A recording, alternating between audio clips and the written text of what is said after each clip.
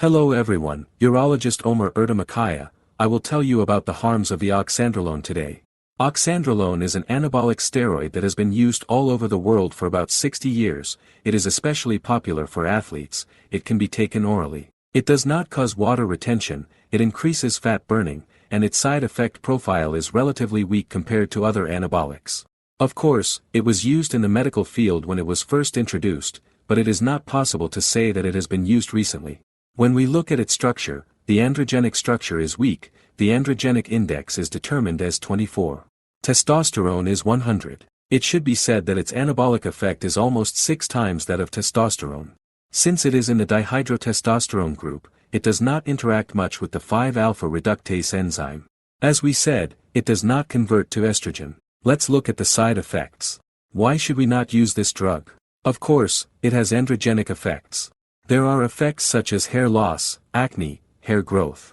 Effects on hair loss. It is toxic to the liver. It can cause serious dysfunctions in the liver in long-term users. Apart from that, it is toxic to the liver, can cause serious dysfunctions in the liver in long-term users, and can increase liver function tests such as ALT, AST, GGT, and LDH.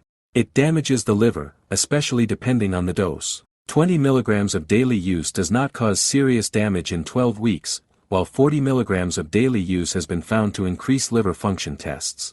I think the other most important side effect of oxandrolone, I think even more important than the liver, is that it rapidly disrupts the cholesterol profile. It lowers HDL rapidly. 20 mg in 12 weeks of use has been found to lower HDL by 30%. This, of course, triggers the atherosclerosis mechanism, which we call vascular calcification. Apart from that, of course, it brings cardiac diseases to the forefront in long-term use. It can cause pathological heart enlargement in the heart. Does it suppress testosterone, endogenous testosterone production? Yes, in 12 weeks of use. It was found that endogenous testosterone was suppressed by 45%. It has been found to suppress LH, hypothalamus pituitary. Unfortunately, we see that it is used in many anabolic steroid cycles today. It is abused in many areas. It is actually a good drug in the medical field. When we look at it, it has been shown that it increases adaptation to resistance training in elderly female patients, and provides muscle development and fat burning. Apart from that, there are very long-term publications. For example, there are publications on children with severe burns. Because this is a very effective drug with no side effects. There are many publications on this subject. The patient was given oxandrolone for 2 years. Not a little time, they gave oxandrolone for 24 months. 0.1 mg per kilogram. No serious side effects were detected in children. They did this study with a placebo group and followed them for 5 years.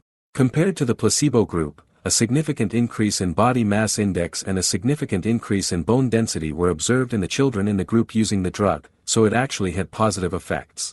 There are many studies in the literature showing that it increases endurance, increases muscle development and increases fat burning in older men. It was also compared with testosterone and nandrolone for abdominal fat. There is a good publication showing that oxandrolone is better for intra-abdominal fat than testosterone and nandrolone. But in this study, they could not use it for more than 3 months because it again increased bad cholesterol and decreased good cholesterol significantly. Testosterone and nandrolone have less effect on lowering HDL. When such drugs are used or when oral anabolic steroids are used, the liver unfortunately suffers. The cells in the liver can be destroyed when used for a long time and at high doses. The liver is one of the most important organs that cleanses the body of toxins and dirt from these anabolic steroids and sex hormones. The liver removes and cleanses them from the body in 2 steps, phase 1 and phase 2. Here I tried to give detailed information about phase 1 and phase 2. Which vitamins and minerals should we use? What food should we consume? Which toxins should we avoid to support phase 1 and phase 2? I gave information about these. I gave information especially about phase 2. You can access this link from the explanation I will give below. Phase 2 is important, as I said, because the liver uses it to flush these anabolic steroids out of the body. At the same time, to support phase 2, practical information such as not being constipated, sweating, going to the sauna can also be useful for you guys. That's oxandrolone in a nutshell. Thank you for listening, best regards.